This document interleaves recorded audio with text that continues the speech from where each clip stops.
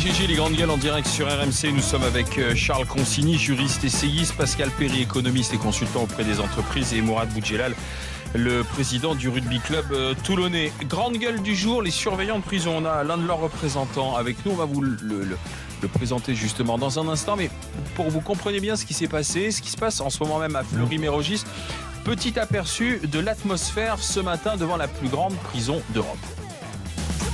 RMC, la grande gueule du jour. Nous avons mis en place depuis 6h ce matin un piquet de grève pour immobiliser totalement l'établissement. On a invité les collègues à refuser de prendre leur service, sauf que visiblement l'État a eu des consignes encore plus musclées qu'hier et ont décidé d'agir encore plus vite. Ils nous ont chargés directement, il y a eu de nombreux échanges de coups, de lacrymogènes, et encore une fois, c'est l'État qui est venu déloger l'État. On en a marre.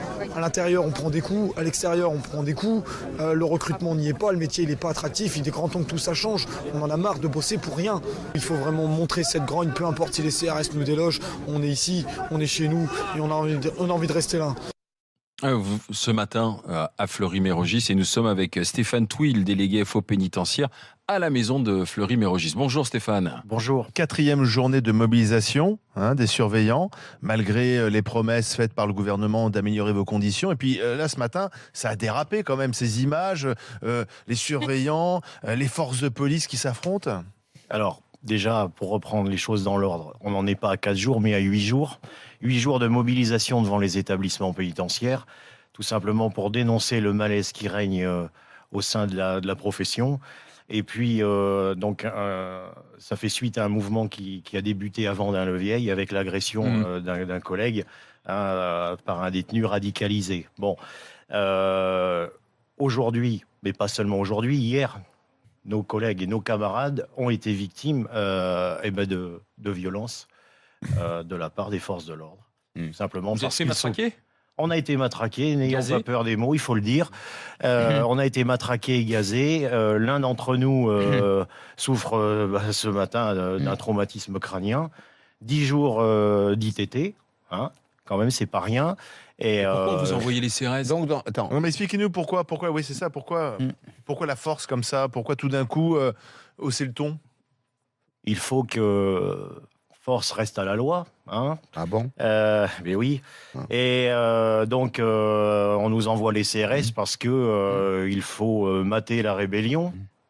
Dès l'instant où on s'oppose par inertie devant les portes des établissements, le mot d'ordre de ce gouvernement et de notre ministre, c'est de nous déloger et faire en sorte qu'on en parle le moins possible. Le gouvernement a choisi l'épreuve de force, en fait, selon vous. Tout à fait. Aucune violence de votre part. Comment ? Aucune violence de votre part. Il n'y a pas eu de violence. Les images ont un fait mouvement le tour. social de protestation. Tout à fait. On est Donc, là. dans la même semaine, on a des zadistes qui triomphent à Nantes. Qu'on n'a jamais voulu déloger. La police n'est jamais intervenue, la gendarmerie n'est jamais intervenue pour s'opposer à des gens qui ont saccagé le centre-ville de Nantes et de Rennes et qui sont des insoumis à la loi et aux décisions administratives. Et on envoie la police, on envoie des policiers, des gendarmes contre les gardiens de prison. Je dis, mais formidable, la France offre une image de l'ordre, de l'intelligence dans l'ordre qui est tout à fait remarquable. Bravo les Français, bravo le gouvernement de M. Macron. Merci.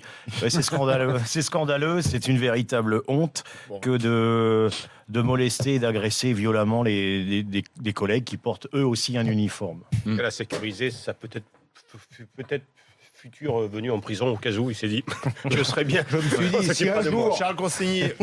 Non, moi j'ai été très choqué de voir ces images. Pour moi, c'est je ne sais pas comment vous dire, la prison c'est déjà le lieu de l'hyperviolence. Les gardiens de prison sont confrontés à cette hyperviolence. Leur métier les conduit à y être plongés tous les jours, et on ajoute de la violence à la violence en leur envoyant d'autres policiers, puisqu'au fond vous êtes pas des policiers, mais Vous êtes censé être dans le même camp. Vous avez une mission qui rejoint bien sûr celle des policiers. On les envoie pour vous matraquer. Moi je crois que c'est vraiment indigne. C'est une faute politique ? Oui, c'est une faute politique, d'autant que j'ai pas entendu pour l'instant, à part quelques timides balbutiements de réflexion sur les peines alternatives à la prison, etc. J'ai pas entendu grand-chose de la part du gouvernement quant à l'amélioration de la situation. C'est-à-dire que moi, je vois régulièrement d'abord des gens partir en prison alors que, à mon sens, ils n'ont rien à y faire. Par exemple, parce qu'on refuse de réfléchir à la question du cannabis. On a des millions de consommateurs, mais on continue de réprimer très durement les gens qui en vendent. Également, dans d'autres situations, notamment la nouvelle angoisse de la société par rapport à l'islamisme qui fait qu'on a parfois des décisions que moi je trouve beaucoup trop sévères.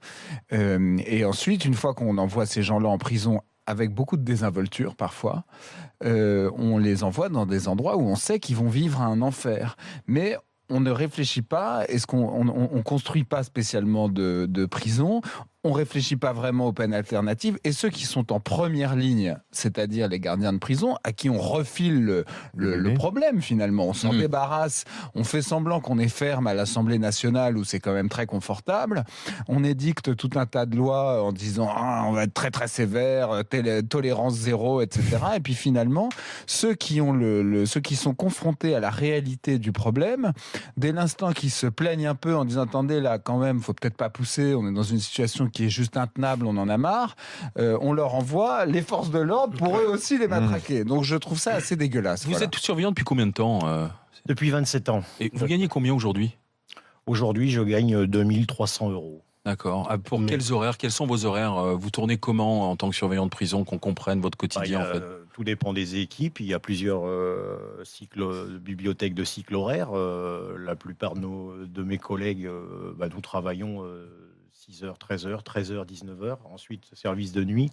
On assure une continuité du service en matin et nuit. Et un dimanche et jours fériés, toute Un l'année. surveillant a combien de détenus pour lui à surveiller tout simplement? Un surveillant en maison d'arrêt, c'est environ un surveillant pour 100 détenus. Non, vous rigolez. Non, mais c'est exactement ça. Aujourd'hui, on est en manque total d'effectifs. Et d'ailleurs, Fleury, c'est combien de détenus? Environ 4000, 4500 détenus. Et vous êtes combien de surveillants à Fleury? 450. Ouais. À peu près, oui. En uniforme, oui. C'est ça. J'ai plusieurs questions à vous poser. D'abord, prison bloquée, ça veut dire quoi concrètement dans les faits? Prison bloquée, c'est tout simplement retarder, enfin en tout cas bloquer les entrées et sorties de l'établissement. Des visiteurs Visiteurs. Et faire en sorte de bloquer le système pour faire réagir, non pas pour embêter la population pénale, c'est pas du tout le sujet. Le tout est de faire réagir nos dirigeants, et notamment le ministère, avec qui on a du mal aujourd'hui à dialoguer. Pourtant, c'est pas faute. On essaye par tous les moyens médiatiques, et c'est pour ça que je suis là aussi ce matin, c'est de dire, voilà, à un moment donné, il faut que notre ministre entende nos revendications et ouvre la porte des discussions, parce qu'en l'état depuis 8 jours, rien ne se passe. Il faut peut-être revenir à l'origine quand même du mouvement, quand même, parce que c'est important, on l'a pas encore fait. C'est donc l'agression par un détenu djihadiste à Vendin-le-Vieil, dans le Pas-de-Calais, de 3 surveillants. Hein. C'est ça qui a déclenché ce mouvement de colère. On apprend ce matin qu'à Borgo, la prison corse, il s'est passé à peu près la même chose, c'est-à-dire que certains de vos collègues ont été agressés. Vous avez des précisions par un détenu à l'arme blanche? Alors, j'étais tout à l'heure, j'attendais d'arriver sur ce plateau, j'ai eu quelques infos. Oui, il s'agit donc d'une agression caractérisée par un détenu visiblement radicalisé, encore une fois. Donc, il y a 2 détenus qui se sont livrés à cette agression. C'est une tentative d'assassinat, n'ayons pas peur des mots, tout simplement. Dès l'instant où un détenu sort de sa cellule et se jette sur l'un des nôtres, qu'il crie Allah Akbar. Bon, il y a des choses qui restent quand même à être confirmées. Il n'empêche qu'aujourd'hui, on a 2 collègues sur le carreau. L'un d'entre eux est resté plus de 45 minutes au sol. Il a fallu des soins d'urgence. Ils ont été transportés tous les 2 à l'hôpital. Bon, pour l'instant, comment expliquer cette loi des séries alors? Comment s'expliquer que tout d'un coup, il y ait plein d'agressions de surveillants? Tout simplement parce qu'il y a une montée de violence au sein de nos détentions. Il y a une surpopulation qui est exponentielle au sein des prisons françaises. L'autorité du surveillant est sans cesse bafouée, il faut se le dire. Comment? Quels moyens vous avez pour la faire respecter? Très peu de moyens. C'est justement pour ça qu'on est en mouvement. Quelle forme ça prend, par exemple ? Vous dites l'autorité des surveillants est bafouée. Qu'est-ce qui se passe concrètement ? Tout simplement, les collègues font des comptes rendus d'incidents, des rapports d'observation qui ne sont pas pris en compte. La hiérarchie Par la vous hiérarchie. Si Et un bien détenu souvent, un détenu vous insulte, comment ça se passe ? comment ça se passe ? Il y a ce qu'on appelle un compte rendu d'incident qui est rédigé, qui déclenche une enquête disciplinaire et une procédure disciplinaire. Peut-être Bien un souvent, blâme un jour. elles sont classées sans suite. Ouais. Juste une question. À votre avis, puisque vous avez le rapport avec ces individus, on parle des radicalisés, des très radicalisés. Oui. Moi, je me pose une question simple qui est déterminante à mon sens pour le traitement qu'on doit leur réserver. Ces gens sont-ils récupérables pour la société ? Alors pour certains d'entre eux peut-être, d'autres on sait d'ores et déjà aujourd'hui que dans nos prisons ils sont déjà ingérables. Alors on imagine ce que ça peut donner plus tard, le jour où potentiellement, hypothétiquement, ils seront remis en liberté. Est-ce que leur place est en prison ou dans un hôpital psychiatrique pour certains ? Nous, en tout cas, et pour l'organisation que je représente, Allez-y. nous, en Il tout faut cas, une formation pour ça. et pour l'organisation que je représente, Force ouvrière pénitentiaire, on a un discours très clair. Depuis des années, nous demandons la création d'établissements spécialisés, spécifiques, complètement indépendants des structures actuelles et existantes. Pour les islamistes. Avec création d'établissements spécifiques pour la prise en charge de ces populations spécifiques. Pour les islamistes radicalisés, nous disons qu'il faut qu'ils soient mis à part. Tous au même endroit, parce que ça, on se dit là, si on les met tous au même endroit, là, on recrée une cellule djihadiste formidable là, pour eux. Déjà, quand on les met dans une prison, ils ne cherchent qu'une chose, c'est d'essayer de radicaliser d'autres prisonniers. Si vous les mettez tous ensemble.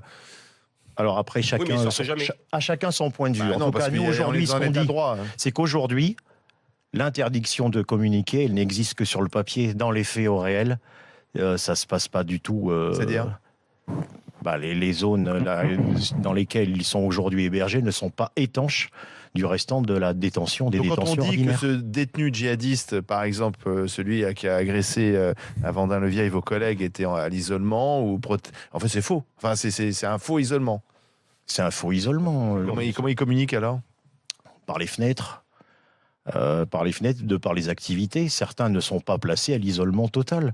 Un quartier d'évaluation de la radicalisation n'est en aucun cas un quartier d'isolement. Donc il a à un moment donné un contact avec d'autres. Bien évidemment. Oui, justement, on va continuer d'en parler pour évoquer avec vous aussi la question des fouilles, parce que savoir si ce que vous pouvez faire et ce que vous ne pouvez pas faire. Donc on a la drogue. Les portables sont des questions récurrentes aussi. Les armes. Il y a le type qui a été agressé, votre collègue qui a été agressé, c'est à l'arme blanche, j'imagine. Enfin, on lui a entaillé le visage, c'est pas avec une fourchette. D'autres questions justement sur le quotidien des surveillants pénitentiaires, leur demande avec notre GG du jour. À tout de suite.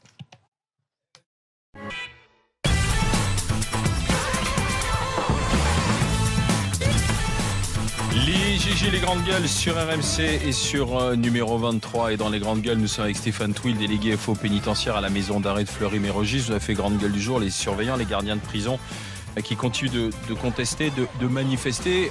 Vous demandez plus de moyens. Quels sont les problèmes auxquels vous êtes confrontés ? Prenons-les dans l'ordre, là, on vient d'en parler. La drogue.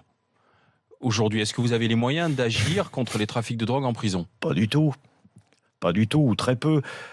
Simplement, les contrôles sont faits et on a au sein de cette administration l'existence de brigades cynotechniques, mais en aucun cas pour des chiens, oui, tout à fait, mais pour la détection de la drogue, il n'y a pas de moyens chez nous existants. Les portables. Les portables. Alors, le portable en prison, vaste sujet. Il y a des intrusions, des projections via l'extérieur, des intrusions quotidiennes au sein de nos structures, mais c'est pas étonnant. Il y a une loi inscrite dans la loi pénitentiaire, ce fameux article 57. Nous, on en demande l'abrogation pure et simple, puisqu'elle empêche les fouilles systématiques des détenus. Les fouilles à corps ne sont plus faites systématiquement. Et aujourd'hui, on le voit, et l'actualité, hélas, le prouve, c'est qu'on a des armes artisanales, des armes en tout genre qui peuvent entrer et qui transitent au sein de nos détentions. Qu'est-ce que vous appelez fouille à corps? C'est-à-dire à n'importe quel moment, vous rentrez Dès dans l'instant une où le cellule. détenu a un contact avec l'extérieur, à l'occasion d'une permission de sortie ou d'un parloir, il doit être fouillé, il devrait être fouillé systématiquement. Et ce n'est plus le cas. La fouille systématique est justement Vous êtes interdite en train par de nous cette dire loi. que le gars qui sort, donc, qui a été condamné, alors il a été condamné, il purge sa peine, très bien. Il sort, autorisation de sortie de la prison, Oui. vous ne le fouillez pas en revenant? Vous savez que quand on sort d'un aéroport, aujourd'hui, pour rentrer à nouveau fouillé. dans l'aéroport, comme passager de base, on est fouillé, Non, on passe sous le détecteur. Donc c'est pas le cas en Dans prison? le cas d'un contact avec l'extérieur, et justement à l'occasion des parloirs avec une famille ou des amis, je dis simplement et très clairement que l'individu n'est pas systématiquement C'est fort, fouillé. Lorsque des fouilles sont préconisées, elles doivent être jugées nécessaires Par qui? et par l'autorité, par l'encadrement, par la hiérarchie. C'est eux qui décident. Est-ce que c'est pas d'abord un problème de personnel? Pas du Parce tout. que si vous avez envie de les fouiller, vous les fouillez. Mais est-ce que vous On avez nous les a moyens mis de les au fouiller? devant de tout ça le respect de la dignité humaine. Donc ça veut dire bien, que moi. c'est une de vos demandes. Cet article peut être Suppression, abrogé tout de suite. Abrogé, Tout de suite. exactement. Oui, mais Madame Belloubet, est-ce qu'ensuite vient de vous aurez dire, les c'est moyens? dans la Est-ce que semaine. vous aurez Tout les à moyens fait. ensuite? Parce Tout qu'il à faut des fait. moyens aussi. Bon, d'accord. Bah, il le faisait avant. Mais Madame Belloubet, elle est venue quand même vous voir, pas vous précisément, mais vos collègues de Vendin-le-Vieil. Ouais. C'était mardi. Elle a dit qu'elle avait déjà 10 propositions tout Ouais. de suite. Ah, on est Et sauvé, puis hein. en plus, Macron a dit qu'il y aura un plan pénitentiaire en février. Ça vous suffit pas? Ouais, mais non, ça nous suffit pas et on va pas attendre. Vous voyez ce qui s'est passé encore ce matin? On va quand même pas attendre. Non, mais sans rire, on va quand même pas attendre encore un mois ou deux à espérer de belles promesses et des groupes de travail qui vont nous conduire dans rien du tout, parce qu'on sait comment ça se passe chez nous. On a déjà vécu ces situations-là. Non, il faut des actes concrets et puis surtout un petit peu de considération, parce que je rappelle quand même qu'on a des agressions. Il y a personne qui se déplace. Personne ne vient voir les collègues sur place. À Bordeaux, par exemple, Madame Belloubet devrait être à Bordeaux cet après-midi. À Bordeaux, bien évidemment qu'elle devrait être là-bas. C'est son rôle. Enfin, Quand c'est pas tellement la ministre qui doit venir vous voir. Elle doit vous donner des moyens. Elle à la doit limite, nous sa donner des visite, moyens, mais C'est quoi les regardez, actes concrets que vous quand attendez un là? collègue, un homologue de la police, il est agressé, le ministre de l'Intérieur se déplace. Tout de suite. Là, il a fallu attendre. Non, mais sérieusement, il a fallu attendre 8 jours. Tout ça, pourquoi? Parce qu'il y a eu une pression des syndicats et qu'on a bloqué justement le fonctionnement ordinaire de Vous l'établissement. vous sentez maltraité finalement par la puissance publique, par votre autorité Je vais tutélaire? vous dire ce que j'en pense sincèrement. Je pense qu'on a aujourd'hui des dirigeants qui se foutent totalement de la gueule des gens. Voilà. Je suis en colère. Ouais, je suis en colère parce que je vois qu'il y a un sérieux manque de considération. Au bout de 8 jours de mobilisation, vous avez montré tout à l'heure et vous avez rappelé les images de Fleury, mais de plein d'autres établissements, parce qu'on a plein de collègues qui sont mobilisés aujourd'hui devant les établissements. D'accord, mais je voulais savoir quel acte précis vous il faut attendez. prendre pour que ça s'arrête, que la mobilisation s'arrête là. Ben déjà, nous apporter des mesures sur le plan sécuritaire parce qu'on demande des moyens logistiques, un vrai plan de recrutement, mais pour arriver à un vrai plan de recrutement, il faut valoriser les salaires, valoriser les fonctions pour rendre ce métier beaucoup plus attractif. Et peut-être rappeler qu'un gardien de prison est un gardien de prison et qu'un détenu est un détenu. Qu'il y en a un qui a des Tout à droits fait. et des contraintes et qu'il y en a un qui a surtout des contraintes. S'il est en prison, c'est pas miraculeux. On vit dans une société. Bah, de toute Moi, façon, je c'est pas suis un peu. miraculeux, hein. Attends, Allez, on va taper encore un peu plus sur la tête des détenus. Pardon, Charles, mais il ne faut pas qu'ils aient un portable, il ne faut pas qu'ils fument un joint, il ne faut pas qu'ils voient leur famille. S'ils sont Moi, à je vais l'isolement, t'offrir- il faut qu'ils parlent à personne pendant des années. Je vais Et on a t'offrir- qu'à les enterrer vivants aussi. Je vais pendant t'offrir qu'on y une est. autre vision de la société, d'accord? Je suis désolé, moi, ils sont c'est- en prison, ils ont certes des droits, mais ça veut dire qu'ils ont violé la loi, qu'ils ont été condamnés. Ouais, bah, et ils c'est- ont été condamnés au nom du peuple français. Ouais. Dans la même Et il faut semaine, voir donc, dans quelles conditions. Pourquoi ils ont violé pas on que a la la loi? situation de monsieur telle qu'elle est décrite dans les prisons. On a vos collègues de la RATP qui sont en grève sur la ligne 12 aujourd'hui parce que dans l'est de Paris, Il y a du trafic de il y a du trafic Il y a de du crack, crack, ouais. où vous avez à 16h des types qui se piquent au crack devant des gosses qui rentrent de l'école et on fume trouve surtout. encore à se poser des questions sur le sexe des anges et sur le sort des délinquants Ah, qu'est-ce que je disais et des drogués. Ben je dis pardon Charles, Tous en tôle. c'est pas la société que je préférerais pour les enfants. Monsieur, le téléphone, parce que la seule mesure pour l'instant un peu concrète que Madame Belloubet, la garde des Sceaux, a prise, c'est le téléphone en prison. Vous en pensez quoi? Formidable. Non, mais je Les dis, cabines, hein. je dis honnêtement, c'est pas la priorité. C'est pas la priorité puisqu'il y a déjà un système qui permet aux détenus de converser avec leur famille, avec des numéros qui sont autorisés au bout des ailes de détention. La priorité, elle n'est pas là. Il faut quand même que nos concitoyens sachent ce qui se passe. Et moi, je dénonce et je déplore très clairement ce projet qui va coûter quand même 50 millions d'euros aux contribuables, qui est l'installation de téléphones dans les cellules, dans toutes les cellules. Ils ont déjà un Ensuite, si vous permettez, ensuite, c'est le développement du tout numérique dans les cellules, avec des tablettes numériques en faveur justement des détenus pour qu'ils puissent à la fois réserver parloir, établir un lien avec leur famille ou leurs amis, Commander une commander de leur cantine. Et pendant ce temps-là, on n'est pas capable, d'augmenter d'1 € les primes et les salaires des collègues. Non, mais c'est quoi? Donc limite on se fout de la gueule des gens. Oui, enfin, vous n'allez pas dire, monsieur. Est-ce que les détenus ont besoin de tablettes numériques? Non, mais d'abord, moi, je pense qu'il faut sans doute mieux payer les surveillants de prison. Il faut sans doute mieux payer les surveillants de prison et il faut davantage de surveillants de prison. Mais je suis désolé, tout ce qui peut contribuer à faire une prison plus civilisée, il ne faut pas cracher dessus par principe. Moi, je trouve que les portables devraient être autorisés en prison. On devrait avoir le droit d'avoir son portable et son ordinateur. Merci. On doit avoir différentes sortes de prisonniers. Merci Stéphane Touil, délégué FO pénitentiaire à Fleury-Mérogis. Vous retournez retrouver vos collègues à Fleury là maintenant. Merci d'être passé par les GG. On va continuer alors. Bien sûr, on va continuer. L'action va s'amplifier dès lors qu'on n'a pas de réponse à nos revendications. Voilà. Merci Stéphane Touil. Dans un instant.